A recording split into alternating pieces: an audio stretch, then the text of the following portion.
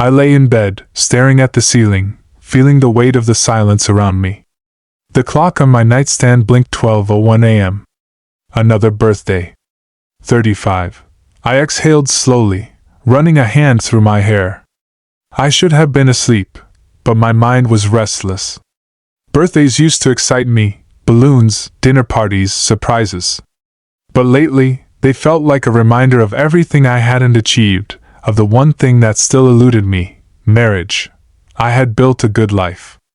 A stable career, my own apartment, a car, and a circle of friends who loved me. But when the night fell and the world around me settled into their lives, I felt it, the loneliness creeping in like an unwanted guest. Society never let women forget that time was moving.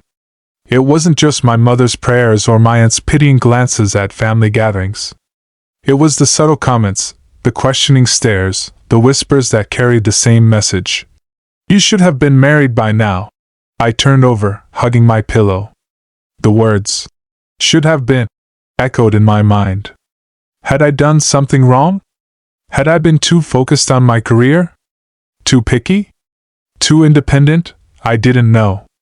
But as another year of my life began, I knew one thing. I was tired of pretending it didn't bother me. So, Olivia, still no man? I forced a smile, gripping my wine glass a little tighter. My mother's voice was soft. But the question carried weight. We were at my aunt's house for a small family gathering. The living room buzzed with laughter and conversation, kids running between legs, couples seated close to each other. I sat alone, sipping my drink. No, Mom. No, man. She sighed, shaking her head. You're such a beautiful, smart woman. I don't understand why it's taking so long. I wanted to tell her that I didn't understand either. That I had tried.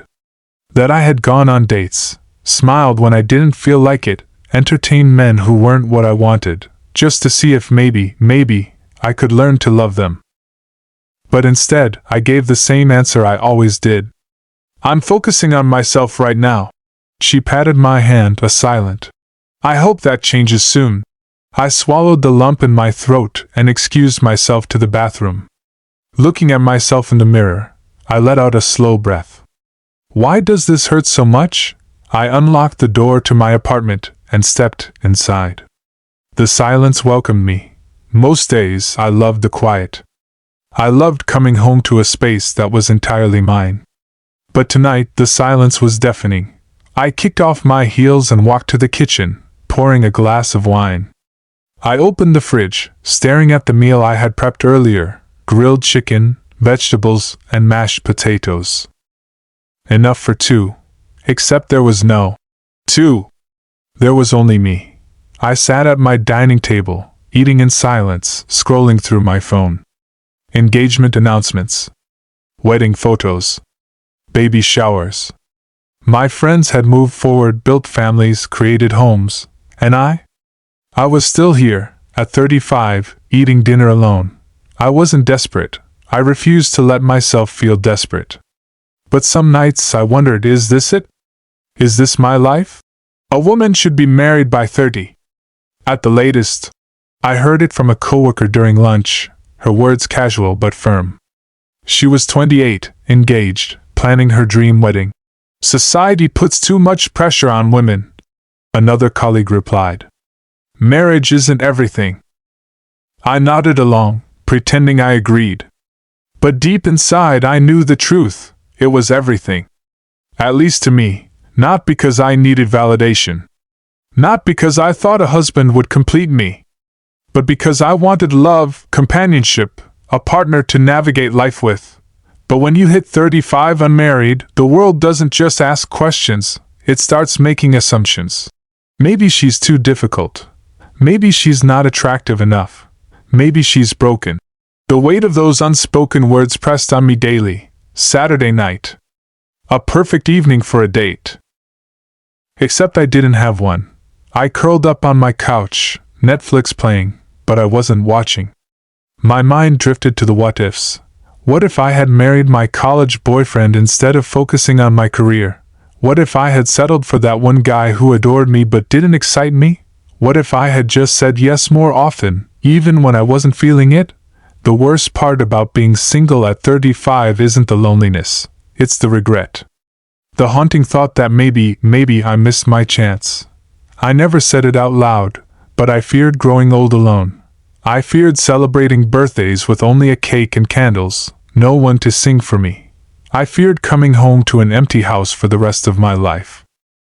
I feared sitting at the hospital, sick, with no husband by my side. I hated admitting it. Society told women to be independent, to embrace solitude, to love themselves first. But the truth was, I wanted more. I wanted a love story of my own. It happened on a random Thursday. I was in a bookstore, flipping through a novel, when a voice spoke beside me. "That's a great book. The ending is unexpected." I turned to see a man, early 40s, well-dressed, warm smile. "Oh? Now I'm curious," I said, smiling back. We talked for a few minutes, about books, about life. It was effortless. I left without giving him my number. But for the first time in a long time, I felt something. Hope. Maybe I hadn't missed my chance. Maybe love wasn't about rushing but about being ready when the right person came. I started seeing things differently. I stopped looking at my single life as a failure and started embracing it as a journey. I had been so focused on why love hadn't found me that I never stopped to ask if I had truly been open to it. I started saying yes. Yes to social events. Yes to coffee with new people. Yes to dating again, with an open heart. And then, unexpectedly, I met someone. No pressure. No ticking clock. Just two people getting to know each other. I didn't know if he was the one. But for the first time, I wasn't afraid to find out. At 35, I wasn't married, but I wasn't hopeless anymore. I had learned that love had no deadline. That happiness wasn't about a wedding ring but about embracing life fully. Maybe my love story was just beginning. If you enjoyed this story, don't forget to like, comment, and share. What are your thoughts on love, marriage, and finding happiness at any age? Let's talk in the comments.